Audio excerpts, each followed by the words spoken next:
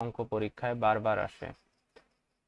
s equal to x, y such that x belongs y q, y equal to q হলে এই যে শর্ত দিয়েছে আমাদের x minus y equal to 2 এবং q এর মান হচ্ছে এত, তবে s এর অনব্যয়টি নির্ণয় করো। এই অনব্যয় নির্ণয় করা আমাদের ছাত্ররা বিশেষ করে পারে না। তাহলে অনব্যয় আমাদের কি বলছে, অনব্যয়টিতে বের করতে গেলে আগে আমাদের দেখো দেয়া আছে কি, কিউ এর মান দেয়া আছে। কিউ এর মান কত কত দেয়া আছে, -2, -1, 0, 1, এই কয়টা মান দেয়া আছে। এখন আমাদের এই এস এর মানটা বের করতে হবে। আমরা এটা কিভাবে পারি, এস এর মানটা দেখো আমরা বের করি। এখন একটা জিনিস খেয়াল করো সবাই, যে এক্স এর মানও কিউ, মানে কিউ এর যে উপাদান এটা এক্স এর উপাদান, আবার কিউ এর যে উপাদান এটা ওয়াই এর উপাদান। এখন আমরা এই জন্য আমরা লিখবো এই শর্ত কি, তাহলে এস এর বর্ণিত শর্ত। তাহলে এস ইকুয়াল টু আগে যেটা দেওয়া আছে আমরা সেটা লিখি, x comma y such that x belongs Q comma y belongs Q এবং x minus y equal to 2। তাহলে আমরা লিখতে এস এর বর্ণিত শর্ত, এস এর বর্ণিত শর্ত, তাহলে এইটা হলো শর্ত। তাহলে x minus y equal to দেওয়া আছে 2, তাহলে আমরা এখান থেকে এক্স এর মান বের করি, সমান সমান 2 প্লাস ওয়াই, এইটা পাইলাম। বুঝতে পারছো? এখন আমাদের এক্স এর মান আমরা পাইলাম, যদি ওয়াই এর মান ধরি তাহলে কার মান পাচ্ছি, এক্স এর মান পাচ্ছি। তাহলে লিখবো প্রত্যেক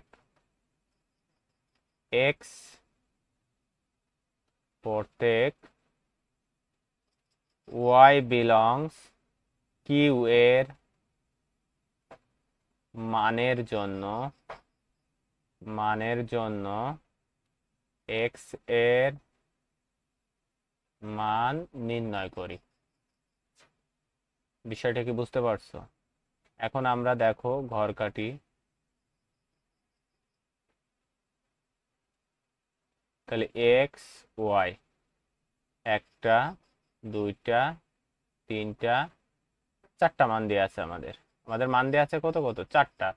এই যে আমাদের মান দেওয়া আছে হলো, তাহলে আমরা কার মান ধরেছি, এই কিউ এর মান ধরেছি হলো ওয়াই এর মান। তাহলে ওয়াই এর মানগুলো লিখি, তাহলে -2, -1, 0, 1।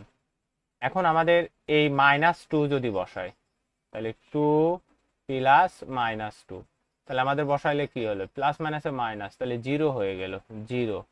আবার যদি -1 বসাই তাহলে আমরা পাচ্ছি 1, 0 বসাইলে পাচ্ছি 2, 1 বসাইলে পাচ্ছি 3। এখন একটা জিনিস খেয়াল করো, বলো দেখি এই কিউ এর কোন মানটা এর ভিতর নাই, কিউ এর কোন মানটা নাই, কিউ এর মানটা নাই হচ্ছিল এই 3টা নাই, 3টা নাই, +1 আছে, এই 2টা নাই, +2টা নাই। তাহলে আমরা লিখবো সুতরাং, সুতরাং 3,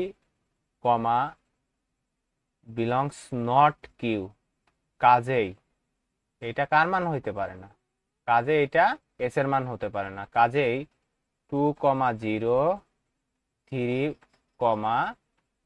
1 বিলংস নট এস। অতএব এস ইকুয়াল টু আমরা, তাহলে আমরা এস সমান সমান আমরা কি পাইলাম, এস সমান সমান আমরা পাইলাম 0, -2,